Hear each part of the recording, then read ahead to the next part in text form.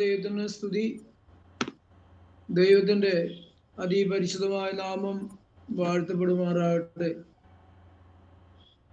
ഒരനുഗ്രഹിക്കപ്പെട്ട വെള്ളിയാഴ്ച സന്ധ്യയുടെ സ്വർഗത്തിലെ ദൈവം അവന്റെ തൃപ്പാദത്തിൽ ഇരുന്നുകൊണ്ട് അവന്റെ മാറ്റമില്ലാത്ത വചനങ്ങളെ ശ്രവിപ്പാൻ നമ്മുടെ ഓരോരുത്തരുടെയും ജീവിതത്തില് ആയുസ്സും ആരോഗ്യം തന്നിരിക്കുകയാണ്. ദൈവത്തെ നന്ദിയോടെ സ്തുതിക്കുകയാണ്, സ്തോത്രം ചെയ്യുകയാണ്. ഓരോ ദിവസവും അവന്റെ തൃപ്പാദത്തിൽ ഇരിക്കുന്ന എത്ര ശ്രേഷ്ഠമാണെന്ന് ഞാൻ ഓർത്തു പോവുകയാണ്. ഈ ഭൂമിയിൽ ഓരോ ദിവസവും ഓരോ നിമിഷവും ഒക്കെ നമ്മൾ കഴിഞ്ഞുകൂടുന്ന ഓരോ പ്രതിസന്ധികളുടെ നടുവിലാണ്. രോഗങ്ങളും ദുഃഖങ്ങളും ഞെരുക്കങ്ങളും ആകുലതകളും കഷ്ടപ്പാടുകളും പ്രതിസന്ധികളെല്ലാം നിറഞ്ഞ ലോകത്ത് നമ്മളൊക്കെ ജീവിക്കുന്നത് ഏറെ പ്രതിസന്ധികളുടെ നടുവിൽ തന്നെയാണ്. എന്നാൽ ഇതെല്ലാം മറന്ന് ദൈവസന്നിധി ഇരിക്കുമ്പോൾ ലഭിക്കുന്നതായ ആനന്ദവും സന്തോഷവും സമാധാനവും അത് അനുഭവിക്കുന്ന ദൈവമക്കളോട് പ്രത്യേകിച്ച് പറയേണ്ടതായിട്ട് ആവശ്യമില്ല. നാം ഇപ്പോൾ പാടിക്കേട്ട പാട്ട് എത്ര മനോഹരമാണ്. ആരാധന. ദൈവസന്നിധിയില് ഇരിക്കുമ്പോൾ ദൈവം സന്നിധിയിൽ നമ്മുടെ ഹൃദയങ്ങളെ പകർന്നു കൊടുത്തുകൊണ്ട് ദൈവമായിട്ട് താതാത്മ്യപ്പെടുന്ന ആ ഒരു അനുഭവത്തിന്റെ സന്തോഷം, അതിൻ്റെ ആ സംതൃപ്തി എത്ര ശ്രേഷ്ഠമാണെന്ന് ഓർത്തു പോവുകയാണ്. ദൈവത്തിന് സ്തോത്രം. ആരാധിക്കുന്ന ഒരു സമൂഹം നമ്മൾ ഓരോ വെള്ളിയാഴ്ചയും കടന്നു വരുമ്പോൾ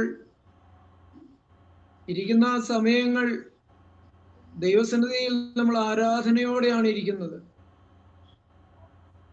ദൈവമക്കൾ കൂടുന്ന സ്ഥലങ്ങളിലെല്ലാം ആരാധനയുണ്ട്.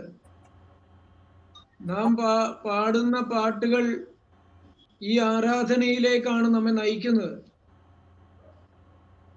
നാം വായിക്കുന്ന വചനം അത് ഒരാഴമേറിയ ഒരു ആരാധനയുടെ അനുഭവത്തിലേക്കാണ് നമ്മെ നടത്തുന്നത്. നാം കേൾക്കുന്ന വചനവും അതും നമ്മെ ഒരു ആഴമേറിയ ഒരു ആരാധനയുടെ അനുഭവത്തിലേക്ക് നടത്തിയാണ്. ദൈവത്തിന് സ്തോത്രം. ഇന്ന് രാത്രിയിലും ആരാധന എന്ന് പറഞ്ഞാൽ നമ്മെ തന്നെ മുഴുവനായി ദൈവത്തിന് സമർപ്പിച്ചു കൊടുത്ത, അവന്റെ പുനനാമത്തെ ഉയർത്തുകയും മഹത്വപ്പെടുത്തുകയും സ്തുതിക്കുകയും സ്തോത്രം ചെയ്യുകയും ചെയ്തുകൊണ്ട് നമ്മെ തന്നെ അവന്റെ തൃപാദങ്ങളിൽ ഏൽപ്പിച്ചു കൊടുക്കുന്ന ഒരു വലിയ ശുശ്രൂഷയാണ് ആരാധന എന്ന് പറയുന്നത്. ഈ ഒരു അനുഭവത്തിൽ നമുക്ക് ഓരോ ദിവസവും എത്തിച്ചേരുക എന്നുള്ളതാണ്. വാസ്തവത്തിൽ പ്രിയപ്പെട്ടവരെ, നമ്മുടെ ഈ കൂട്ടായ്മ ദൈവത്തിന്റെ ഞാൻ വാസ്തവത്തിൽ ഓർക്കുന്നത് നമ്മുടെ ഈ കൂട്ടായ്മ ഇത് ദൈവം നമുക്ക് ദാനമായി തന്ന ഒരു കൂട്ടായ്മയാണ്. കാരണം ഈ ലോകത്ത് ഒരു പ്രത്യേക കാലയളവിൽ തുടങ്ങിയതായ ഓൺലൈൻ മീറ്റിങ്ങുകളെല്ലാം ഒരു പരിധി വരെ നിന്നുപോയി. പക്ഷെ നമ്മൾ ഈ സിയോൺ എക്യുമെനിക്കൽ ഫെലോഷിപ്പ് ഇന്നും അത് ഈ രാത്രിയിലും തുടർന്നു പോകുന്നതിന് പിന്നിൽ ദൈവത്തിന്റെ ഒരു വ്യക്തമായ ഒരു ഉദ്ദേശമുണ്ട്. ദൈവത്തിന്റെ പരിശുദ്ധാത്മാവ് ഇതിനെ നിയന്ത്രിക്കുന്നു എന്നുള്ളത് ഓർത്ത് ഞാൻ ഈ രാത്രിയിലും ദൈവത്തെ സ്തുതിക്കുകയാണ്. കുറച്ച് സമർപ്പണമുള്ള ദൈവമക്കളാണ് ഇതിന്റെ പിന്നിലുള്ളത്. പലപ്പോഴും നമ്മൾ ഇതിൽ ഒരുപാട് ആളുകളെ കൂട്ടാനൊന്നും ശ്രമിക്കാറില്ല. കുറച്ച് ആളുകൾ താല്പര്യത്തോടെ കടന്നു വരികയാണ്. കുറച്ച് ആളുകൾ ദൈവസന്നിധിയിൽ വചനം കേൾക്കാനുള്ള ആഗ്രഹത്തോടെ കൊതിയോടെ കടന്നു വരികയാണ്.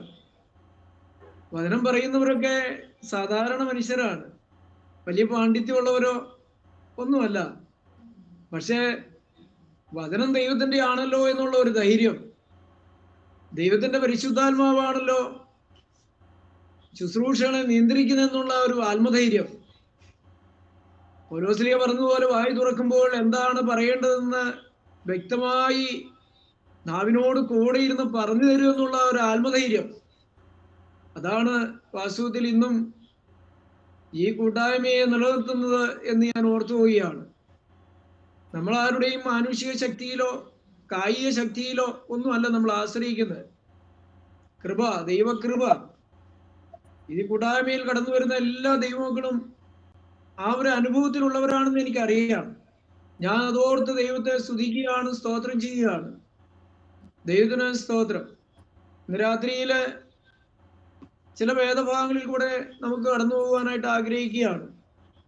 നമുക്കറിയാം, വിശുദ്ധമുള്ള വെളിപ്പാട് പുസ്തകം 7-ാം അധ്യായം അതിന്റെ 9-ാമത്തെ വാക്യം എങ്ങനെയാണ് വായിക്കുന്നത്? സകല ജാതികളിലും ഗോത്രങ്ങളിലും വംശങ്ങളിലും ഭാഷകളിലും നിന്ന് ഉള്ളതായി ആർക്കും എണ്ണിക്കൂടാത്ത ഒരു മഹാപുരുഷാരം വെള്ള നിലയങ്കി ധരിച്ച് കയ്യിൽ കുരുത്തോലയുമായി സിംഹാസനത്തിനും കുഞ്ഞാടിനും മുമ്പാകെ നിൽക്കുന്നത് ഞാൻ കണ്ടു. രക്ഷ എന്നുള്ളത് സിംഹാസനത്തിൽ ഇരിക്കുന്നതായ നമ്മുടെ ദൈവത്തിന്റെയും കുഞ്ഞാടിന്റെയും ദാനം ദാനം എന്ന് അവർ അത്യുച്ചൽ ആർത്തുകൊണ്ടിരുന്നു. അതിന്റെ 14-ാമത്തെ വാക്യത്തിന്റെ അവസാന ഭാഗം ഇങ്ങനെ: കുഞ്ഞാടിന്റെ രക്തത്താൽ തങ്ങളുടെ അങ്കി അലക്കി വെളുപ്പിച്ചിരിക്കുന്നു. ഇവർ മഹാകഷ്ടത്തിൽ നിന്ന് വന്നവർ കുഞ്ഞാടിന്റെ രക്തത്താൽ തങ്ങളുടെ അങ്കി അലക്കി വെളുപ്പിച്ചിരിക്കുന്നു. അതുകൊണ്ട് അവർ ദൈവത്തിന്റെ സിംഹാസനത്തിന് മുമ്പിൽ ഇരുന്ന് അവന്റെ ആലയത്തിൽ അവനെ രാപകൽ ആരാധിക്കുന്നു. ദൈവത്തിന് സ്തോത്രം. പ്രിയപ്പെട്ടവരെ, ഇവിടെ നാം വായിച്ചത് കേട്ടതായ വേദഭാഗം ഈ ഭൂമിയിലായിരുന്ന കുറെ ദൈവമക്കൾ, അത് വിവിധ ഭാഷക്കാരുണ്ട്, ജാതികളിൽപ്പെട്ടവരുണ്ട്,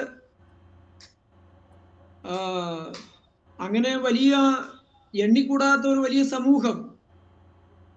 അവർ ഇപ്പോൾ ഭൂമിയിലല്ല, അവർ സ്വർഗത്തിലാണ്. അപ്പോസ്തലനായ യോഹന്നാൻ ശ്ലീഹ ഈ ഒരു കാഴ്ച ദർശിക്കുകയാണ്, കാണുകയാണ്. അവർ കയ്യിൽ കുരുത്തോല ഏന്തിക്കൊണ്ട്, അവര് ധരിച്ചിരിക്കുന്നത് വെള്ള നിലയങ്കിയാണ്, വെണ്മ ധരിച്ചിരിക്കുകയാണ്. വെണ്മ എന്ന് പറയുന്നത് വിശുദ്ധിയുടെ പ്രതീകമാണ്. വെണ്മ ധരിച്ചുകൊണ്ട് കയ്യിൽ കുരുത്തോലയും, കുരുത്തോല എന്ന് പറഞ്ഞാൽ നിർമ്മലമാണ്, വിശുദ്ധമാണ്. അത് പരിപാവനമായ ഒരു അവസ്ഥയാണ് അതിനുള്ളത്. നമുക്കറിയാം, കയ്യിൽ കുരുത്തോല പിടിച്ചുകൊണ്ട് അവർ ദൈവസന്നിധിയിൽ ഇരുന്നുകൊണ്ട് ദൈവത്തെ ആരാധിക്കുകയാണ്, ദൈവത്തെ സ്തുതിക്കുകയാണ്, ദൈവത്തിന് മഹത്വം കൊടുക്കുകയാണ്. സ്തുതിയും സ്തോത്രവും മഹത്വവും ജ്ഞാനവും എല്ലാം ദൈവത്തിനു വേണ്ടി അവർ അർപ്പിക്കുകയാണ്. ദൈവത്തിന് സ്തോത്രം. ഈ വാസ്തവത്തിൽ ഈ കൂട്ടരെ കണ്ടിട്ട് സ്വർഗം അത്ഭുതപ്പെടുകയാണ്, സ്വർഗീയ ദൂതന്മാർ അത്ഭുതപ്പെടുകയാണ്. അവർ ചോദിക്കുകയാണ്, ഈ വെള്ള നിലയങ്കി ധരിച്ചിരിക്കുന്ന, അതിന്റെ 13-ാമത്തെ വാക്യത്തിൽ ഇങ്ങനെയാണ്: മൂപ്പന്മാരിൽ ഒരുത്തൻ എന്നോട് വെള്ള നിലയങ്കി ധരിച്ചിരിക്കുന്ന ഇവർ ആർ എന്ന് എവിടെ നിന്ന് വന്നു എന്ന് ചോദിച്ചു. യജമാനൻ അറിയുന്നുവല്ലോ. അവൻ പറഞ്ഞതിന് അവൻ എന്നോട് പറഞ്ഞത്, ഇവർ മഹാകഷ്ടത്തിൽ നിന്ന് വന്നവർ, കുഞ്ഞാടിന്റെ രക്തത്താൽ തങ്ങളുടെ അങ്കി അലക്കി വെളുപ്പിച്ചിരിക്കുന്നു. അതുകൊണ്ട് അവർ ദൈവത്തിന്റെ സിംഹാസനത്തിന്റെ മുമ്പിൽ ഇരുന്ന് അവന്റെ ആലയത്തിൽ രാപകൽ അവനെ ആരാധിക്കുന്നു. ദൈവത്തിന് സ്തോത്രം. ദൈവമക്കൾ കടന്നു വരുന്ന എവിടെ ഭൂമിയിലായാലും കുഞ്ഞാടിന്റെ രക്തത്താൽ വീണ്ടെടുക്കപ്പെട്ട, ദൈവം ആഗ്രഹിക്കുന്ന വിശുദ്ധിയിൽ നിന്ന് വേർതിരിക്കപ്പെട്ട ജനം അവരുടെ ജീവിതത്തിൽ ഭൂമിയിലായിരുന്നാലും സ്വർഗത്തിലെത്തിയാലും ഭൂമിയിൽ തുടങ്ങിയതായ ആരാധന സ്വർഗത്തിലെത്തുമ്പോഴും അത് വലിയ ശക്തിയോടെ തുടരുന്നു എന്നുള്ളതാണ്. ഭൂമിയിൽ വച്ച് ഈ വിശുദ്ധി പ്രാപിച്ചിട്ടുള്ളവരാണ്, കുഞ്ഞാടിന്റെ രക്തത്താൽ വിശുദ്ധി പ്രാപിച്ചിട്ടുള്ളവരാണ്, വിശുദ്ധീകരണം പ്രാപിച്ചിട്ടുള്ളവരാണ് ഈ സ്വർഗീയമായ ഈ പരിശുദ്ധിയിലേക്ക് പ്രവേശിക്കുന്നത് എന്നുള്ളതാണ് നാം മനസ്സിലാക്കേണ്ടത്. ദൈവത്തിന് സ്തോത്രം. കുഞ്ഞാടിന്റെ രക്തത്താൽ ഇവരുടെ അങ്കി വെളുപ്പിച്ചിരിക്കുകയാണ്. വെളിപ്പാട് പുസ്തകം അവസാന ഭാഗത്തേക്ക് വരുമ്പോൾ നമുക്ക് കാണാൻ സാധിക്കുന്നുണ്ട്, ഈ അങ്കി എന്ന് പറയുന്നത് വിശുദ്ധന്മാരുടെ നീതിപ്രവൃത്തികളാണ്. ഈ ശുദ്ധവും ശുഭ്രവുമായ ഈ അങ്കി, വെള്ളനിലയങ്കി എന്ന് പറയുന്നത് വിശുദ്ധീകരണത്തിന്റെ പ്രവൃത്തികളാണ്, ദൈവങ്ങളുടെ വിശുദ്ധിയുടെ ചിഹ്നങ്ങളാണ്. അതാണ് കുരുത്തോല. അവർ കയ്യിൽ കുരുത്തോലയാണ് പിടിച്ചിരിക്കുന്നത്. അവർ ധരിച്ചിരിക്കുന്ന വെള്ളനിലയങ്കിയാണ്. അവർ ദൈവത്തെ സ്തുതിക്കുകയാണ്. ദൈവങ്ങളെ, വാസ്തവത്തിൽ ഇതാണ് നമ്മുടെ ഭാഗ്യം. ദൈവം നമുക്കൊരു വലിയ ഭാഗ്യം തന്നിരിക്കുകയാണ്. ആരാധിക്കുവാനുള്ള ഒരു ഭാഗ്യം, ആ ഒരു തിരിച്ചറിവ് നമുക്ക് സ്വർഗത്തിലെ ദൈവം തന്നു. സ്വർഗം പരിശുദ്ധമാണ്, സ്വർഗം വിശുദ്ധമാണ്, ദൈവം പരിശുദ്ധനാണ്. സറാബുകൾ ആരാധിക്കുന്ന ദൈവം പരിശുദ്ധനാണ്. നമുക്കറിയാം, യെഹെസ്കേൽ പ്രവചനത്തിന്റെ പ്രവാചകന്റെ പുസ്തകത്തിലും സഖരിയാ പ്രവാചകന്റെ പുസ്തകത്തിലും യെശയ്യാ പ്രവാചകന്റെ പുസ്തകത്തിലൊക്കെ ഈ സ്വർഗീയ ആരാധനയുടെ ചിത്രം നമുക്ക് കാണുവാൻ സാധിക്കുന്നുണ്ട്, ദർശനം കാണുവാൻ സാധിക്കുന്നുണ്ട്. പരിശുദ്ധമാണ് സ്വർഗം, വിശുദ്ധമാണ് സ്വർഗം. ആരാധിക്കുന്നവർ ഈ പരിശുദ്ധിയുടെ അനുഭവത്തിൽ നിന്നുകൊണ്ടാണ് ആരാധിക്കുന്നത്. ഈ വിശുദ്ധി പ്രാപിച്ച ദൈവമക്കൾ എവിടെയായിരുന്നാലും അവർക്ക് ആരാധിക്കാതെ സാധ്യമല്ല എന്നുള്ള ഒരു അവസ്ഥയിലാണ്. പ്രിയപ്പെട്ടവരെ, ഞാൻ പറയട്ടെ, ഈ ഭൂമിയിലായിരിക്കുന്ന ദൈവമക്കൾക്കും ഈ വിശുദ്ധി പ്രാപിച്ച ദൈവമക്കൾക്കും ദൈവത്തെ ആരാധിക്കാതെ ജീവിക്കാനായിട്ട് സാധ്യമല്ല. ദൈവത്തിന്റെ സ്വർഗം എന്റെ സിംഹാസനം, ഭൂമി എന്റെ പാദപീഠമാണ്. ആ പാദപീഠത്തിങ്ങളാണ് നമ്മൾ കൂടി വന്നിരിക്കുന്നത്. അവൻ പരിശുദ്ധൻ പരിശുദ്ധൻ പരിശുദ്ധൻ എന്ന സ്വർഗീയ ആരാധനയോട് ചേർന്ന് നമുക്കും ഈ ആരാധനയോടെ പങ്കാളിയാവുവാനായിട്ട് സാധിക്കുമ്പോഴാണ് വാസ്തവത്തിൽ നമ്മുടെ കൂട്ടായ്മ അനുഭവത്തിലേക്ക് വരുന്നത്. ഈ ആരാധന എന്ന് പറയുന്നത് അറിവല്ല, അത് നമ്മുടെ അനുഭവമാണ്. ഈ ആരാധന നമ്മുടെ വാക്കുകളിൽ പറഞ്ഞ് പഠിപ്പിക്കുവാനായിട്ട് അങ്ങനെ പഠിപ്പിക്കുവാനുള്ള അവസ്ഥയ്ക്ക് പരിമിതികളുണ്ട്. ആരാധന അനുഭവമാണ്. ആ അനുഭവത്തിൽ കൂടെ കടന്നു പോകുന്ന ദൈവങ്ങൾക്ക് മാത്രമേ അതിന്റെ ആഴമേറിയ അവസ്ഥയെ മനസ്സിലാക്കുവാനായിട്ട് സാധിക്കുകയുള്ളൂ. നമുക്കറിയാം, സ്വർഗം വിശുദ്ധമാണ്.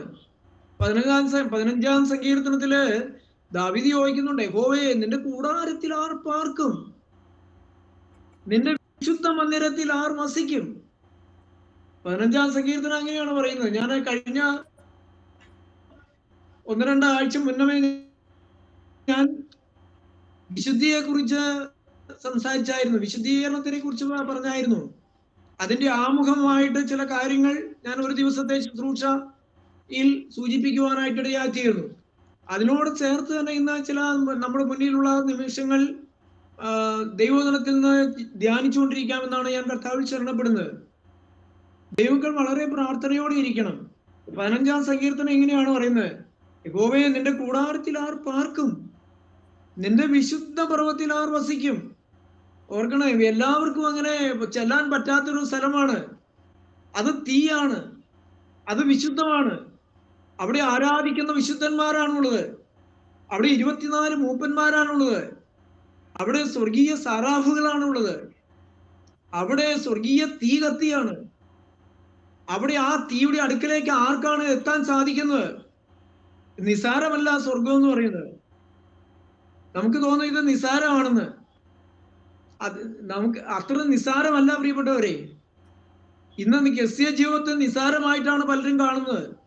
അല്ല, ദാവീദ് അത്ഭുതപ്പെടുകയാണ്, ദൈവമേ, നിന്റെ കൂടാരത്തിൽ ഈ സ്വർഗത്തിൽ ആരാണ് എത്തുന്നത്? ആർക്കാണ് എത്താൻ സാധിക്കുന്നത്? സ്വർഗം പരിശുദ്ധമാണ്. ഈ ഭൂമിയിൽ ദൈവവചനം വായിക്കുമ്പോൾ അറിയാം, നീതിമാൻ ആരുമില്ല, ഒരുത്തൻ പോലെയില്ല. ഈ ലോകം അശുദ്ധമാണ്. ഇത് ദുഷ്ടന്റെ അധീനതയിൽ കിടക്കുകയാണ്. ഈ ലോകത്തിന്റെ അധിപതി സാത്താനാണ്. ഈ ലോകത്തിന്റെ ദൈവം സാത്താനാണ്. ആ ലോകത്താണ് ഞാൻ നിങ്ങളും ജീവിക്കുന്നത്. മുള്ളുകളുടെ ഇടയിൽ, ഉത്തമഗീതം പറയുന്ന പോലെ, മുള്ളുകളുടെ ഇടയിൽ താമര പോലെയാണ് താമസിക്കുന്നത്. നമ്മുടെ ചുറ്റുപാടും മുള്ളുകളുണ്ട്. പക്ഷെ ഒരു വിശ്വാസി ആ മുള്ളുകളുടെ ഇടയിൽ താമര പോലെ ശോഭിപ്പാനായിട്ട് നിൽക്കണം, വിടർന്നു നിൽക്കണം, വിശുദ്ധി പ്രാപിച്ചു നിൽക്കണം. നിന്റെ വിശുദ്ധ പർവ്വത്തിൽ ആർ വസിക്കും? നിഷ്കളങ്കനായി നടക്കണം, ഹൃദയപൂർവ്വം സത്യം സംസാരിക്കണം, നാവ് കൊണ്ട് കരള പറയരുത്, കൂട്ടുകാരനോട് ദോഷം പറയരുത്, കൂട്ടുകാരന് അവമാനം വരുത്തുന്നത് ഒന്നും ചെയ്യരുത്. തെറ്റിനെ തെറ്റായിട്ട് കാണുവാൻ സാധിക്കണം. അതുപോലെ യഹോവ ഭക്തന്മാരെ ബഹുമാനിക്കണം, ആദരിക്കണം, അംഗീകരിക്കണം. നന്മ സുവിശേഷിക്കുന്നവരുടെ കാൽ എത്ര മനോഹരം! ആ ഒരു കാഴ്ചപ്പാട് ദൈവമക്കൾക്ക് നമ്മൾ കൊടുക്കണം. ദൈവമക്കൾ പരസ്പരം ആദരിക്കുന്നവരും ബഹുമാനിക്കുന്നവരും ആകണം. സത്യം ചെയ്തിട്ട് ഛേദം വന്നാലും മാറാത്തവൻ. നാം ദൈവത്തോട് ഒരു നിയമം ചെയ്തവരാണ്, ഒരു ഉടമ്പടി ചെയ്തവരാണ്. തീർച്ചയായിട്ടും എന്ത് പ്രതിസന്ധി വന്നാലും, ഏത് പ്രതികൂല സാഹചര്യങ്ങൾ നമ്മുടെ മുന്നിൽ വന്നാലും മാറരുത്, പിന്മാറ്റത്തിലേക്ക് മാറരുത്. ഈ ലോകത്തിന്റെ ചില ഉയർച്ചകൾ നമ്മുടെ മുൻപിൽ സാത്താൻ വെച്ചു എന്ന് വരും, കൺമോഹം വെച്ചു എന്ന് വരും, ജഡമോഹം തന്നു എന്ന് വരും, അത് ചില പ്രതാപങ്ങൾ നമുക്ക് ലഭിച്ചു എന്ന് വരും. മാറിപ്പോകരുത്. അതുമാത്രമല്ല, ദൈവം നമുക്ക് തന്നിരിക്കുന്ന ദ്രവ്യം, അത് പലിശയ്ക്ക് നാം വീണ്ടും വീണ്ടും അത് വർദ്ധിപ്പിക്കുവാൻ വേണ്ടി പലിശയ്ക്ക് കൊടുക്കരുത്. ദൈവത്തിന് സ്തോത്രം. കൈക്കൂലി വാങ്ങരുത്. ഇന്ന് നാം ഈ പറഞ്ഞ നിലയിലെല്ലാം എല്ലാ തലങ്ങളിലും ഇതുപോലുള്ള അശുദ്ധി വ്യാപരിച്ചിരിക്കുകയാണ്. ഇത് പാവമാണെന്നുള്ള ഒരു തിരിച്ചറിവില്ല. ഇത് ജീവിതത്തിന്റെ ഭാഗമായിട്ട് മനുഷ്യർ ചെയ്യുകയാണ്. ഇതിന്റെ ഗൗരവം മനസ്സിലാക്കുന്നില്ല. നമ്മൾ വേദപുസ്തകം ധാരാളം പ്രാവശ്യം വായിച്ചിട്ടുള്ളവരാണ്. നമ്മുടെ വീട്ടിലും വേദപുസ്തകം ഉണ്ട്. ഇതൊക്കെ ചെയ്യുന്നവർക്ക് ഇതൊക്കെ അറിയാം. പക്ഷെ പ്രിയപ്പെട്ടവരെ, സ്വർഗം വിശുദ്ധമാണ്. ആര് സ്വർഗത്തിലെത്തും? നാം മനസ്സിലാക്കണം. അതുകൊണ്ടാണ് ദൈവം പറയുന്നത്, ഞാൻ വിശുദ്ധനാകിയാൽ നിങ്ങളും വിശുദ്ധരായിരിപ്പീൻ. ലേവ്യ പുസ്തകം നമ്മൾ കഴിഞ്ഞ ആഴ്ച, 2 ആഴ്ച മുന്നമേ നമ്മൾ ചിന്തിച്ചതാണ്. ഈ കൂട്ടായ്മയിൽ തന്നെ വചനം പറയുന്ന ദൈവമക്കൾ പലപ്പോഴും പറഞ്ഞിട്ടുള്ളതാണ്. ജീവിതത്തിന്റെ വിശുദ്ധി അത് പറഞ്ഞാൽ തീരാത്ത വിഷയമാണ് പ്രിയപ്പെട്ടവരെ. ഇനിയും നമ്മൾ കേൾക്കും. ഇനിയും ദൈവം അനുവദിച്ചാൽ ഇനിയും ദൈവമക്കൾ കൂടെ, ഇനിയും വചനം പറയുന്ന ദൈവമക്കൾ കൂടെ ഈ വിഷയം തന്നെ വീണ്ടും വീണ്ടും സംസാരിക്കും. കാരണം ഇത് നമ്മുടെ ജീവിതത്തിന്റെ അന്ത്യം വരെയും നമ്മൾ പാലിക്കേണ്ട വലിയൊരു വിഷയമാണിത്. അനുഭവമാണ് വിശുദ്ധീകരണം എന്ന് പറയുന്നത്. നാം നമ്മുടെ ജീവിതത്തിൽ ദൈവം തരുന്ന ആയുസ് മുഴുവൻ കേൾക്കേണ്ട ഒരു വിഷയമാണ് വിശുദ്ധീകരണം. 1 പത്രോസിന്റെ ലേഖനം 1:14-15 വാക്യങ്ങൾ ഇങ്ങനെ പറയുന്നത്, പണ്ട് നിങ്ങളുടെ അജ്ഞാന കാലത്ത് ഉണ്ടായിരുന്ന മോഹങ്ങളെ മാതൃകയാക്കാതെ നിങ്ങളെ വിളിച്ച വിശുദ്ധനൊത്തവണ്ണം അനുസരണമുള്ള മക്കളായി എല്ലാ നടപ്പിലും വിശുദ്ധരാകുവീൻ. ഞാൻ വിശുദ്ധരാകിയാൽ നിങ്ങളും വിശുദ്ധരാകുവീൻ. ദൈവത്തിന് സ്തോത്രം. നിങ്ങൾ നോക്കിയേ, നമുക്ക് അറിവില്ലായ്മയുടെ ഒരു കാലം ഉണ്ടായിരുന്നു. നമുക്ക് തിരിച്ചറിവില്ലാതിരുന്ന ഒരു കാലം ഉണ്ടായിരുന്നു. നാം ചെയ്യരുതാത്ത ഒരുപാട് കാര്യങ്ങൾ ചെയ്തിട്ടുണ്ട്. പറയരുതാത്ത ഒരുപാട് കാര്യങ്ങൾ നമ്മൾ പറഞ്ഞു പോയിട്ടുണ്ട്. പ്രവർത്തിക്കരുതാത്ത പല കാര്യങ്ങൾ നമ്മൾ ചെയ്തു പോയിട്ടുണ്ട്.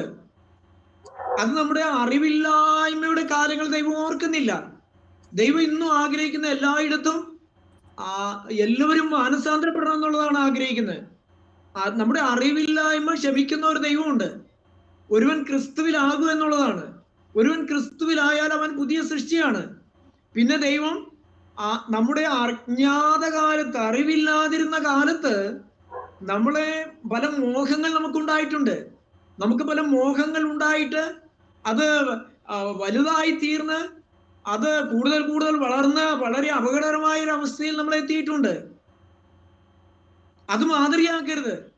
എന്നാൽ നമ്മെ വിളിച്ച ഒരു ദൈവമുണ്ട്. അവൻ പരിശുദ്ധനാണ്. നമുക്ക് നമ്മുടെ അറിവില്ലായ്മയുടെ കാലങ്ങളിൽ ഉണ്ടായിരുന്ന മോഹങ്ങളെ, പ്രവൃത്തികളെ ഇനി നാം മാതൃകയാക്കരുത്. അതിലേക്ക് തിരിയരുത്. ദൈവം നമ്മെ വിളിച്ച് വേർതിരിച്ചവരാണ്. ഇസ്രായേൽ ജനത്തിന് ദൈവം വചനം കൊടുക്കുമ്പോഴൊക്കെ പറയുന്നതാണ്. ലേവ്യ പുസ്തകം 11:44-45 വാക്യങ്ങളൊക്കെ വായിക്കുമ്പോൾ നമുക്ക് കാണാൻ സാധിക്കുന്നുണ്ട്. ഞാൻ വിശുദ്ധനാകിയാൽ നിങ്ങളും വിശുദ്ധരായിരിപ്പീൻ. ലേവ്യ പുസ്തകം ധാരാളം പ്രാവശ്യം ഈ വിശുദ്ധിയെ കുറിച്ച് ഓർമ്മപ്പെടുത്തുന്നുണ്ട്. ലേവ്യ പുസ്തകം നിങ്ങൾ വായിക്കുന്നുവെങ്കിൽ ശ്രദ്ധിക്കുന്നുവെങ്കിൽ ഒരുപാട് ഭാഗങ്ങൾ നമ്മെ അത് പഠിപ്പിക്കുന്നുണ്ട്. ലേവ്യ പുസ്തകം 19:2 ഇങ്ങനെയാണ് പറയുന്നത്: ഇസ്രായേൽ മക്കളുടെ സർവ്വസഭയോടും പറയേണ്ടതെന്നാൽ ഞാൻ വിശുദ്ധനായാൽ നിങ്ങളും വിശുദ്ധരായിരിപ്പീൻ. ഇത് സർവ്വസഭയോടും പറയേണ്ടതാണ്. ലേവ്യ പുസ്തകം 20:7-8 വാക്യത്തിൽ പറയും, അത് തന്നെയാണ് പറയുന്നത്. ആകിയാൽ നിങ്ങളെ തന്നെ ശുദ്ധീകരിച്ച് വിശുദ്ധന്മാരായിരിപ്പീൻ, ഞാൻ നിങ്ങളുടെ ദൈവമായ യഹോവയാകുന്നു. ഞാൻ നിങ്ങളെ ശുദ്ധീകരിക്കുന്ന യഹോവയാകുന്നു. ലേവ്യ 20:24 ഇങ്ങനെയാണ് പറയുന്നത്: ഞാൻ നിങ്ങളെ ജാതികളിൽ നിന്ന് വേർതിരിച്ചിരിക്കുന്നു. ഞാൻ നിങ്ങളെ ജാതികളിൽ നിന്ന് വേർതിരിച്ച യഹോവയാണ്. അതാണ് ഈ അറിവില്ലായ്മ കാലം എന്ന് പറയുന്നത്. നമ്മൾ ജാതികളായിരുന്ന ഒരു കാലം നമുക്ക് തിരിച്ചറിവില്ലായിരുന്നു. എന്നാൽ ദൈവം വിളിച്ചവന്റെ വിശുദ്ധിക്കൊത്തവണ്ണമാണ് നമ്മൾ ജീവിക്കേണ്ടത്. അതാണ് ഇവിടെ പറയുന്നത്. നാം നോക്കേണ്ടത് നമ്മൾ വിളിച്ചവനെയാണ്. ഇനി നമ്മുടെ അറിവില്ലായ്മയുടെ അജ്ഞാന കാലത്തെ മോഹങ്ങളിലേക്കല്ല നാം നോക്കേണ്ടത്. നമ്മെ വിളിച്ച ഒരു ദൈവം പരിശുദ്ധനാണ്. ഈ പരിശുദ്ധനായ ദൈവം നമ്മെ വിളിച്ചുവെങ്കിൽ ആ വിശുദ്ധിയുടെ മാർഗം, ഒരു വഴി നമ്മുടെ മുമ്പിൽ വെച്ചിട്ടുണ്ടെങ്കിൽ ആ വിശുദ്ധ വഴിയിൽ കൂടിയാണ് നമ്മൾ സഞ്ചരിക്കേണ്ടത്. അത് 1-ാം സങ്കീർത്തനം പറയുന്നത്, ദുഷ്ടന്മാരുടെ ആലോചന പ്രകാരമല്ല ആ വഴിയിൽ കൂടെ സഞ്ചരിക്കേണ്ടത്. പാപികളുടെ വഴിയിലല്ല നമ്മൾ സഞ്ചരിക്കേണ്ടത്. പരിഹാസികളുടെ ഇരിപ്പിടത്തിൽ കൂടിയല്ല നമ്മൾ സഞ്ചരിക്കേണ്ടത്. നാം ഒരു വിശുദ്ധ വഴി തിരഞ്ഞെടുക്കണം. അതിനാണ് ദൈവം നമ്മെ വിളിച്ചത്.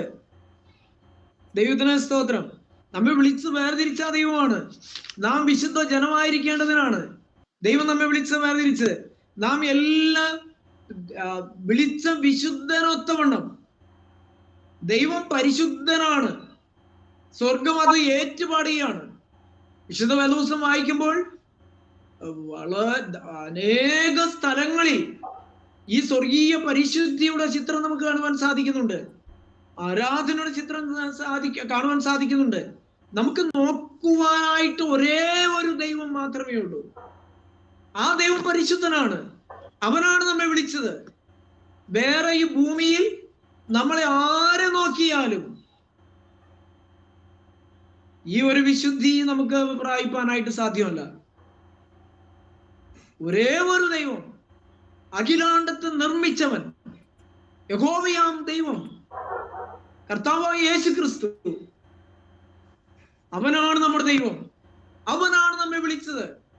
ആ വിളിച്ചവൻ പരിശുദ്ധനാണ്. ആരെന്നെ കുറിച്ച്, പാപത്തെ കുറിച്ച് ബോധ്യപ്പെടുത്തും? പാപമില്ലാത്തവൻ, പാപം അറിയാത്തവനെ നാം അവനിൽ ദൈവത്തിന്റെ നീതിയാകേണ്ടതിന് അവൻ പാപമാക്കപ്പെട്ടു. ആരെന്നെ പാപത്തെ കുറിച്ച് ബോധ്യം വരുത്തും? പാപമില്ലാത്തവൻ. അവനാണ് നമ്മെ വിളിച്ചത്.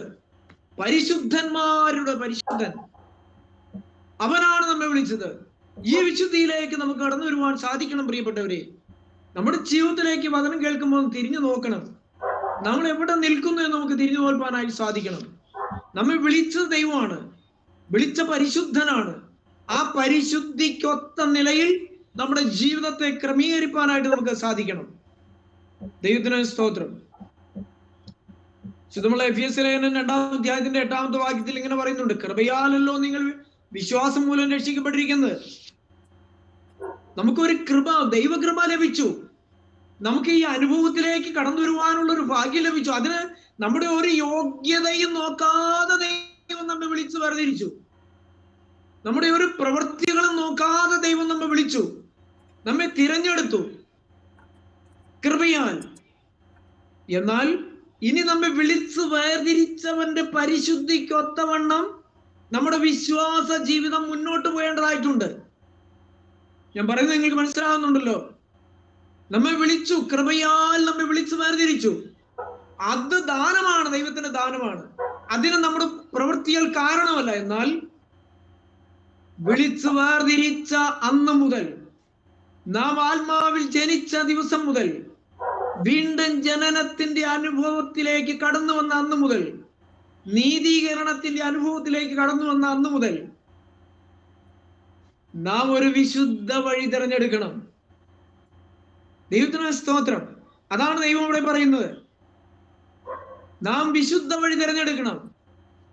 ദൈവത്തിന്റെ പരിശുദ്ധിയിലേക്ക് നാം വളരുവാനായിട്ട് സാധിക്കണം. ദൈവത്തിന്റെ പരിശുദ്ധാത്മാവ് നമ്മുടെ ഹൃദയത്തിൽ തന്നിട്ടുണ്ട്. റോമാലേഖനം 8:23 ഇങ്ങനെയാണ് പറയുന്നത്, ആത്മാവെന്ന ആദ്യദാനം ലഭിച്ചിരിക്കുന്ന നാമം നമ്മുടെ ശരീരത്തിന്റെ വീണ്ടെടുപ്പായി പുത്രത്വത്തിന് കാത്തുകൊണ്ട് ഉള്ളിൽ ഇറങ്ങുന്നു. ശ്രദ്ധിക്കണേ, ആത്മാവ് നമുക്ക് ദൈവം തന്നു, വെറുതെയല്ല. ഞാൻ പോകുന്നത് നിങ്ങൾക്ക് നല്ലത്, പോകാൻ ഞാൻ കാര്യസ്ഥൻ നിങ്ങളുടെ അടുക്കൽ വരികയില്ല. അവൻ വന്നാൽ അവൻ പാപത്തെക്കുറിച്ചും നീതിയെക്കുറിച്ചും ന്യായവിധിയെക്കുറിച്ചും നിങ്ങൾക്ക് ഓർമ്മപ്പെടുത്തും. ദൈവത്തിന് സ്തോത്രം. കർത്താവ് ഈ ഭൂമിയിൽ മനുഷ്യനായി അവതരിച്ചു. അവൻ നമുക്ക് വേണ്ടി കാൽവരിയിൽ മരിച്ചു, അടക്കപ്പെട്ടു, ഉയർത്തെഴുന്നേറ്റു, സ്വർഗാരോഹണം ചെയ്തു. ഈ സമയത്ത് തന്റെ ശിഷ്യന്മാരോട് പറഞ്ഞു, ഞാൻ പോകുന്നത് നിങ്ങൾക്ക് നല്ലത്, പോകാൻ ഞാൻ കാര്യസ്ഥൻ നിങ്ങളുടെ അടുത്ത് വരികയില്ല. പരിശുദ്ധാത്മാവ് എന്നൊരു കാര്യസ്ഥൻ അവനെ നമുക്ക് തന്നിട്ട് പോയിരിക്കുകയാണ്. അവൻ പാപത്തെക്കുറിച്ച് നമ്മോട് ഓർമ്മപ്പെടുത്തും, നീതിയെക്കുറിച്ച് നമ്മെ ഓർമ്മപ്പെടുത്തും, ന്യായവിധിയെക്കുറിച്ച് നമ്മെ കുറിച്ച് ഓർമ്മപ്പെടുത്തും. അവന്റെ ആത്മാവിന്റെ നിയന്ത്രണത്തിന് കീഴെ നമ്മെ തന്നെ ഏൽപ്പിച്ചു കൊടുക്കണം.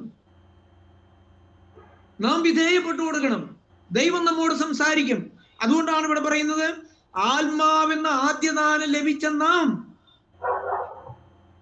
നമ്മുടെ ശരീരത്തിന്റെ വീണ്ടെടുപ്പായ പുത്രത്വത്തിന് കാത്തുകൊണ്ട് ഉള്ളിൽ ഇറങ്ങുന്നു. നമ്മുടെ ഈ ശരീരത്തിനൊരു വീണ്ടെടുപ്പുണ്ട്. അതാണ് ഞാൻ പറഞ്ഞത്, നമ്മുടെ മരണം വരെയും പ്രാപിക്കേണ്ട ഒരു വലിയ അനുഭവമാണ് വിശുദ്ധീകരണം എന്ന് പറയുന്നത്. ഏതെങ്കിലും ഒരു മണിക്കൂർ കൊണ്ടോ, ഏതെങ്കിലും ഒരു ദിവസം കൊണ്ടോ, ഏതെങ്കിലും ഒരു മാസം കൊണ്ടോ അല്ല, അതിന് പരിമിതിയല്ല. നമ്മുടെ ദൈവം നമുക്ക് ഈ ഭൂമിയിൽ എന്തുമാത്രം ആയുസ് തന്നിട്ടുണ്ടോ, ഈ ആയുസ് നമുക്ക് എന്ന് പറഞ്ഞാൽ ദൈവം നമുക്ക് തന്ന സുബോധമുള്ളിടത്തോളം കാലം നാം പ്രാപിക്കേണ്ട ഒരു വസ്തുതയാണ് വിശുദ്ധീകരണം എന്ന് പറയുന്നത്. ദൈവത്തിന് സ്തോത്രം. അപ്പോൾ ഈ ദൈവത്തിന്റെ ആത്മാവ് നമ്മുടെ ജഡത്തോട് പാപത്തെ കുറിച്ച് ഓർമ്മപ്പെടുത്തും. ജഡം ബലഹീനമാണ്, ആത്മാവ് ഒരുക്കമുള്ളതാണ്. ജഡം എന്നും ബലഹീനമാണ്. പൗലോസ്ലീഹ പറയുന്ന അതാണ്, എനിക്ക് നന്മ ചെയ്യണമെന്ന് ആഗ്രഹമുണ്ട്, പക്ഷെ ഞാൻ ഇച്ഛിക്കാത്ത തിന്മ ചെയ്തു പോകുന്നു. പ്രിയപ്പെട്ടവരെ, നമ്മുടെ ഈ ജഡം ഇതുവരെയും വീണ്ടെടുക്കപ്പെട്ടിട്ടില്ല. ഞാനെന്നൊരു വ്യക്തി ഇതുവരെ വീണ്ടെടുക്കപ്പെട്ടിട്ടില്ല. ഈ ജഡശരീരം ഇതുവരെ വീണ്ടെടുക്കപ്പെട്ടിട്ടില്ല. നാം ആത്മാവിൽ മാത്രമേ വീണ്ടെടുക്കപ്പെട്ടിട്ടുള്ളൂ. ഈ ജഡം വീണ്ടെടുക്കപ്പെട്ടിട്ടില്ല. അതുകൊണ്ടാണ് ആത്മാവെന്ന ആദ്യദാനം നമുക്ക് ലഭിച്ചു. എന്നാൽ ഇനി ശരീരത്തിന്റെ ഒരു വീണ്ടെടുപ്പുണ്ട്. ഈ വീണ്ടെടുപ്പ് പ്രാപിപ്പാൻ, ഈ ശരീരത്തിന്റെ വിശുദ്ധി പൂർണ്ണമായി നമ്മൾ അനുഭവിപ്പാൻ തക്കവണ്ണം, അതിൽ വളരുവാൻ തക്കവണ്ണം, അങ്ങനെ ഒരു കാര്യസ്ഥനെ നമുക്ക് വേണ്ടി ദൈവം തന്നിരിക്കുകയാണ്. അവൻ നമ്മോട് സംസാരിക്കുന്നത് പാപത്തെ കുറിച്ചാണ്. അവൻ നമ്മോട് സംസാരിക്കുന്നത് ന്യായവിധിയെ കുറിച്ചാണ്. അവൻ നമ്മോട് സംസാരിക്കുന്നത് നീതിയെ കുറിച്ചാണ്. ഒരു ദൈവത്തിന്റെ ഒരു നീതി, ഇതാണ് ദൈവം നമ്മോട് സംസാരിക്കുന്നത്. ഈ സംസാരിക്കുന്ന സമയങ്ങൾ, ദൈവം നമ്മോട് സംസാരിക്കുന്ന വേദികളിലെല്ലാം ദൈവമേ എന്നോട് സംസാരിക്കണമേ എന്ന പ്രാർത്ഥനയോടെ ഇരിക്കുന്നുവെങ്കിൽ തീർച്ചയായിട്ടും ദൈവം നമ്മോട് സംസാരിക്കും. എന്നോട് ദൈവം സംസാരിക്കണം, ഈ വചനത്തിൽ കൂടെ എന്നോട് സംസാരിക്കണം. നമുക്ക് ജീവിതത്തിൽ വരുന്ന ഏത് സാഹചര്യങ്ങളിൽ കൂടെയും ദൈവം നമ്മോട് സംസാരിക്കും. പ്രിയപ്പെട്ട ഷാൻജാന്റെ വാക്കുകൾ ഞാൻ കടമെടുത്ത് പറയുന്നുവെങ്കിൽ, നമുക്ക് ദൈവം തരുന്ന ഏത് സാഹചര്യങ്ങളിൽ കൂടെയും ദൈവം നമ്മോട് സംസാരിക്കും. ഒരുപക്ഷെ രോഗമായിരിക്കാം, ഒരുപക്ഷെ കൂട്ടായ്മയായിരിക്കാം. ദൈവം നമുക്ക് ഒരുപാട് സാഹചര്യങ്ങൾ ഭൂമിയിൽ തന്നിട്ടുണ്ട്. എല്ലാ സാഹചര്യങ്ങളിൽ കൂടെയും ദൈവം നമ്മോട് സംസാരിക്കും. ദൈവം നമ്മോട് സംസാരിക്കുമ്പോൾ അത് ദൈവം എന്നോടാണ് സംസാരിക്കുന്നുള്ളൊരു ബോധ്യത്തോടെ അത് നമ്മിൽ തിരുത്തേണ്ട കാര്യങ്ങൾ തിരുത്തുവാൻ നമുക്കിടയായി തീരണം. നമ്മിൽ ഒരുപാട് കാര്യങ്ങൾ തിരുത്തുവാനായിട്ടുണ്ട്. ഈ ആത്മാവ് ബോധ്യപ്പെടുത്തി തരുന്ന പാവങ്ങളെ കുറിച്ച് നമുക്ക് ഓർമ്മപ്പെടുത്തി തരുമ്പോൾ ഞാൻ ആ പാപിയാണെന്ന് സമ്മതിച്ചു കൊടുക്കണം. ഏതിൽ നിന്ന് വീഴുന്നു എന്നോർത്ത് സഭയ്ക്ക് ദൂത് കൊടുക്കുമ്പോൾ പറയുകയാണ്, നീ ഏതിൽ നിന്ന് വീണിരിക്കുന്നു എന്നോർത്ത് കരകയറുക, എഴുന്നേൽക്കുക, ശക്തി പ്രാപിക്കുക. നാം വീണു പോയിരിക്കുന്ന ഒരുപാട് മേഖലകളുണ്ട്. നമ്മുടെ ശരീരത്തോടുള്ള ബന്ധത്തിൽ നാം ഒരുപാട് വീണു പോയിരിക്കുന്ന മേഖലകളുണ്ട്. ഞാൻ അതിനെ കുറിച്ചൊന്നും വിശദീകരിക്കാനായിട്ട് ആഗ്രഹിക്കുന്നില്ല. ദൈവത്തിന്റെ ആത്മാവ് നമുക്ക് ഓർമ്മപ്പെടുത്തി തരുമ്പോൾ അതിനോട് ഏത് പാപത്തെ കുറിച്ചാണ് ദൈവം നമ്മോട് സംസാരിക്കുന്നത് അതിനോട് യാത്ര പറയുവാനായിട്ട് സാധിക്കണം. ദൈവത്തിന് സ്തോത്രം. വിശ്വാസ ജീവിതം തുടങ്ങിയവരാണ് നമ്മൾ. എന്നാൽ അവസാനം വരെ നമുക്ക് അതിൽ നിലനിൽപ്പാനായിട്ട് സാധിക്കണം. ദൈവത്തിന് സ്തോത്രം. ശുദ്ധമുള്ള എബ്രായ ലേഖനം 6-ാം അധ്യായത്തിന്റെ 5-ാമത്തെ വാക്യത്തിൽ ഇങ്ങനെ പറയുന്നുണ്ട്, ഒരിക്കൽ പ്രകാശനം ലഭിച്ചിട്ട് സ്വർഗീയ ദാനം ആസ്വദിക്കുകയും പരിശുദ്ധാത്മാവിനെ പ്രാപിക്കുകയും ദൈവത്തിന്റെ നല്ല വചനവും വരുവാനുള്ള ലോകത്തിന്റെ ശക്തിയും ആസ്വദിക്കുകയും ചെയ്തവർ പിന്മാറ്റത്തിലേക്ക് പോയാൽ തങ്ങൾക്ക് തന്നെ ദൈവപുത്രനെ വീണ്ടും ക്രൂശിക്കുന്നവരും അവന് ലോകാപമാനം വരുത്തുന്നവരും ആകൊണ്ട് അവരെ പിന്നെയും മാനസാന്തരത്തിലേക്ക് പുതുക്കുവാൻ കഴിവുള്ളതല്ല. എബ്രായ ലേഖനം 6-ന്റെ 5-ാമത്തെ വാക്യമാണ് നമ്മൾ വായിച്ചു കേട്ടത്. പ്രിയപ്പെട്ടവരെ, ഈ വാക്യം നാം വളരെ ഭയത്തോടെ കേൾക്കണം. വളരെ ഭയത്തോടെ ഈ വചനം നമ്മളൊന്ന് ശ്രദ്ധിക്കണം. നമുക്ക് ഒരിക്കൽ പ്രകാശനം ലഭിച്ചതാണ്, നമുക്കൊരു തിരിച്ചറിവ് തന്നാണ്. യേശു നമ്മുടെ രക്ഷകനാണെന്നുള്ള തിരിച്ചറിവ്, അവൻ നമ്മെ വീണ്ടെടുത്തു എന്നുള്ള തിരിച്ചറിവ്, അവൻ നമുക്ക് വേണ്ടി കാൽവരിയിൽ അവസാനമുള്ള രക്തം ഊറ്റി തന്നു എന്നുള്ള ഒരു തിരിച്ചറിവ്, അവൻ എന്റെ പാപത്തിന് വേണ്ടി കാൽവരിയിൽ അവസാനമുള്ള രക്തം ഊറ്റി തന്നു, അവൻ അനുഭവിച്ച കഷ്ടതകൾ മുഴുവൻ ഞാൻ ഏൽക്കേണ്ട സ്ഥാനത്താണ് അവൻ അനുഭവിച്ചത് എന്നുള്ള ഒരു തിരിച്ചറിവ് നമുക്ക് ലഭിച്ചതാണ്. ഈ തിരിച്ചറിവ് നമ്മൾ ഹൃദയത്തിൽ അംഗീകരിച്ചതാണ്, അവനെ ദൈവമായിട്ട് നമ്മൾ അംഗീകരിച്ചതാണ്, സ്വീകരിച്ചതാണ്. വീണ്ടും നമ്മൾ ഒരിക്കൽ പ്രകാശനം ലഭിച്ചിട്ട് കണ്ണ് തുറന്നു കിട്ടിയിട്ട് ഈ കാഴ്ച നമ്മൾ കണ്ടിട്ട് കാൽവറിയിൽ ആ തൂക്കപ്പെട്ട് മരത്തിൽ വിലാവ് തുറന്നു കിടക്കുന്ന ആ കാഴ്ച നമ്മൾ കണ്ടിട്ട്, ദൈവത്തിന് സ്തോത്രം, വീണ്ടും നിങ്ങൾ ഈ സ്വർഗീയ ആ സന്തോഷത്തിന്റെ അനുഭവത്തിലേക്ക് കടന്നു വന്നവര്, കാലുകളെ എടുത്തു വെച്ചവര്, അതിന്റെ ആ സന്തോഷവും സമാധാനവും അനുഭവിച്ചവര്, പരിശുദ്ധാത്മാവിനെ പ്രാപിച്ചവര്, പരിശുദ്ധാത്മാവിന്റെ പ്രബോധനം ലഭിച്ചവര്, പരിശുദ്ധാത്മാവ് ഹൃദയത്തിൽ ഉണ്ട് എന്ന് അംഗീകരിക്കുന്നവര്, അവർ വരുവാനുള്ള ലോകത്തിന്റെ ശക്തി, അതിന്റെ തേജസ്സിന്റെ മഹത്വം ആസ്വദിച്ചവര് പിന്മാറിപ്പോയാൽ, പ്രിയപ്പെട്ടവരെ, പിന്മാറ്റത്തിലേക്ക് പോയാൽ ഒന്ന് വിലയിരുത്തിക്കാൻ, നമ്മൾ അങ്ങനെ പിന്മാറ്റത്തിലാണോ? നമ്മൾ പിന്മാറ്റത്തിലേക്കാണോ പ്രിയപ്പെട്ടവരെ? ദൈവത്തിന് സ്തോത്രം. പിന്മാറ്റത്തിലേക്കാണെങ്കിൽ ഇന്ന്, ഇപ്പോൾ, നാളേക്ക് വെക്കരുത്, അടുത്ത നിമിഷത്തിലേക്ക് വെക്കരുത്, മടങ്ങി വരിക. യിരെമ്യാ പ്രവാചകന്റെ പുസ്തകം 3-ാം അധ്യായത്തിന്റെ 22-ാമത്തെ വാക്യത്തിൽ ഇങ്ങനെ പറയുന്നത്, വിശ്വാസ ത്യാഗികളായ മക്കളെ മടങ്ങി വരുവീൻ, ഞാൻ നിങ്ങളുടെ വിശ്വാസത്യാഗം മാറ്റിത്തരാം. ദൈവത്തിന് സ്തോത്രം. നമ്മൾ മാറിപ്പോയിട്ടുണ്ടോ? നമ്മൾ അകന്നു പോയിട്ടുണ്ടോ? ഇന്ന് ലോകത്തിന്റെ അനുഗ്രഹങ്ങളെല്ലാം നമുക്ക് ലഭിച്ചപ്പോൾ, സ്ഥാനം ലഭിച്ചപ്പോൾ, മാനം ലഭിച്ചപ്പോൾ, സമ്പത്ത് ലഭിച്ചപ്പോൾ, ജോലി ലഭിച്ചപ്പോൾ, സാഹചര്യം ഉണ്ടായപ്പോൾ, ഈ ലോകത്തില് ജീവിക്കാനുള്ള എല്ലാവിധ സാഹചര്യങ്ങളും ലഭിച്ചപ്പോൾ നാം പിന്മാറ്റത്തിലേക്ക് പോയോ? നമ്മെ അനുഗ്രഹിച്ചവനേക്കാൾ അനുഗ്രഹത്തിന്റെ പിന്നാലെ നാം പോയോ? തീഷ്ണത നഷ്ടപ്പെട്ടോ? ആ സ്വർഗീയ സമാധാനത്തിന്റെ ആ ആസ്വാദനം നഷ്ടപ്പെട്ടു പോയോ? അതിന്റെ ചൈതന്യം നഷ്ടപ്പെട്ടു പോയോ?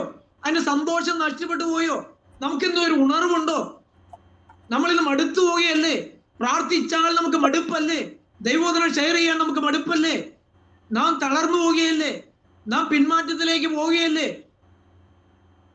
നമുക്കൊരു ആത്മീയ ചൈതന്യം ഉണ്ടോ? നഷ്ടപ്പെട്ടു പോവുകയല്ലേ? ശക്തി നഷ്ടപ്പെട്ടു പോവുകയല്ലേ? ശക്തി ചോർന്നു പോവുകയല്ലേ? ക്രിസ്തു നമ്മിൽ ഉണ്ട് എന്ന് ഓർത്ത് നമ്മൾ പോവുകയല്ലേ? പ്രിയപ്പെട്ടവരെ, നമ്മുടെ ശക്തി ചോർന്നിരിക്കുന്നു. ദൈവമക്കൾ ശ്രദ്ധയോടെ കേൾക്കണം, ഗൗരവത്തോടെ കേൾക്കണം. നമ്മുടെ അലസത നമ്മിൽ വന്നിട്ടില്ലേ? അലസത നമ്മിൽ വാദിച്ചാൽ അശുഭ വഴിക്ക് നമ്മൾ വശമതരാകും, ഒരു സംശയമില്ല. കൺമോഹം നമ്മുടെ മുമ്പിൽ വാവിളിച്ചു നിൽക്കുന്നുണ്ട്, ജഡമോഹം നമ്മുടെ മുമ്പിൽ നമ്മെ അലറുന്ന സിംഹം പോലെ നിൽക്കുന്നുണ്ട്, ജീവനത്തിന്റെ പ്രതാപം അലറുന്ന സിംഹം പോലെ നമ്മുടെ മുമ്പിൽ നിൽക്കുന്നുണ്ട്. അവൻ നമ്മെ തകർത്ത് കളയും, അവൻ നമ്മെ പിശാചിന്റെ കെണിയിൽപ്പെടുത്തും. പിശാചിന്റെ ദൂതന്മാർക്ക് ഒരുക്കുന്ന ഗന്ധകത്തീ പോയി അതിന് സമ്മാനമായി സാത്താൻ തരും. പ്രിയപ്പെട്ടവരെ, മടങ്ങി വരുവീൻ. നിങ്ങളെ വിളിച്ച വിശുദ്ധിക്ക് ഒത്തവണ്ണം നിങ്ങളുടെ വഴികളെ നിങ്ങൾ ശോധന ചെയ്യണം.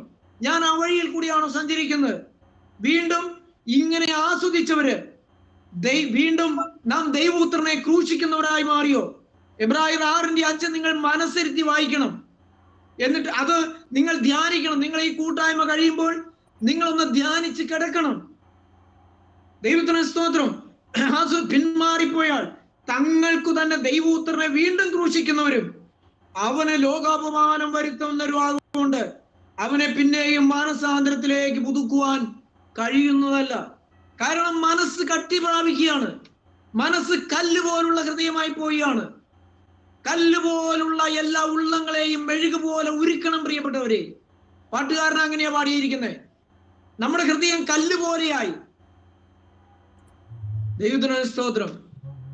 ഞാൻ എന്തോ ആയി എന്നുള്ളൊരു ഭാവം നമ്മിൽ വന്നിരിക്കുന്നു. താഴണം, വിനയപ്പെടണം.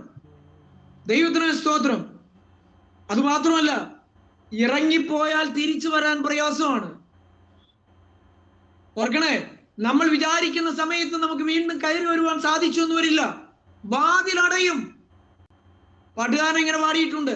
കൃപയുടെ വാതിലിത പൂട്ടുവാൻ തുടങ്ങുന്നേ, സോദരരെ ഓടി വന്നാൽ നിങ്ങൾക്കും പ്രവേശിക്കാം.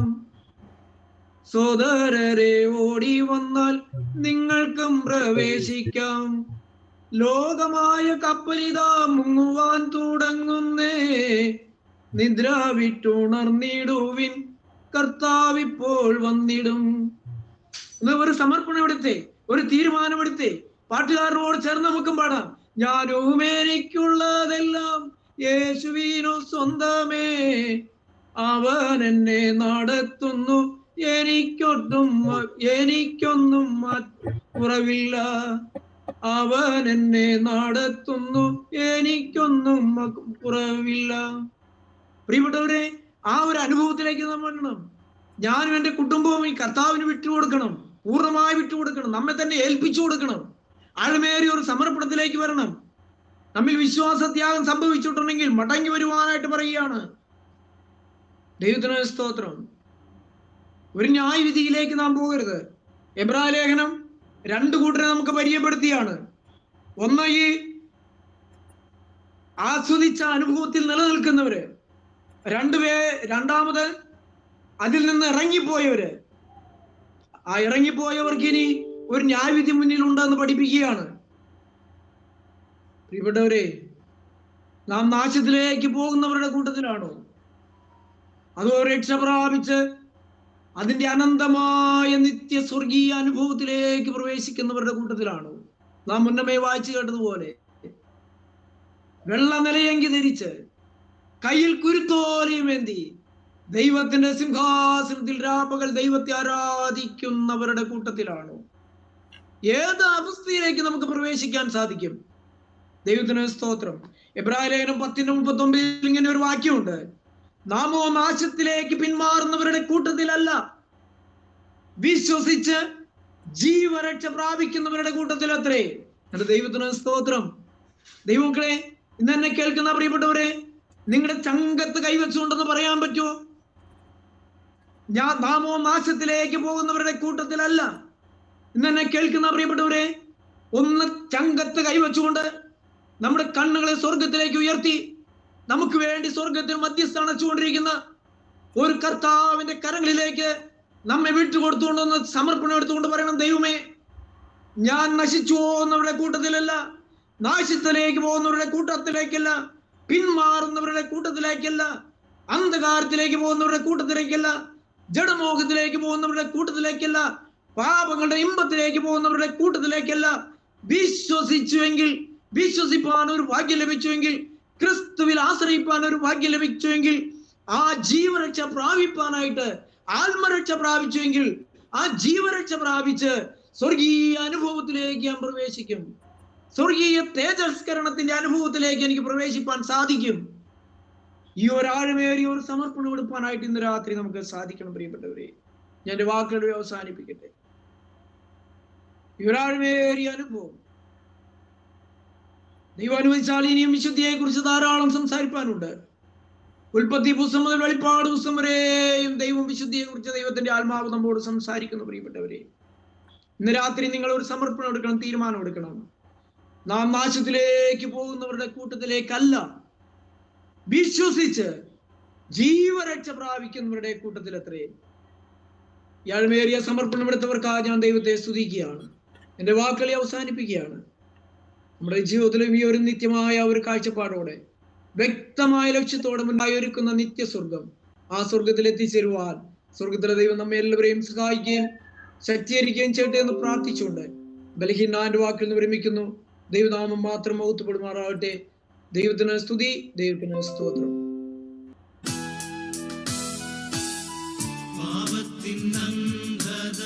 സ്വപ്നത്തിൽ പോരുമ ജീവിതനിഷ്ഠരില്ലവർ മുഖം തേജസ്സിൽ ശോഭിച്ചിടും. അവർ മുഖം തേജസ്സിൽ ശോഭിച്ചിടും.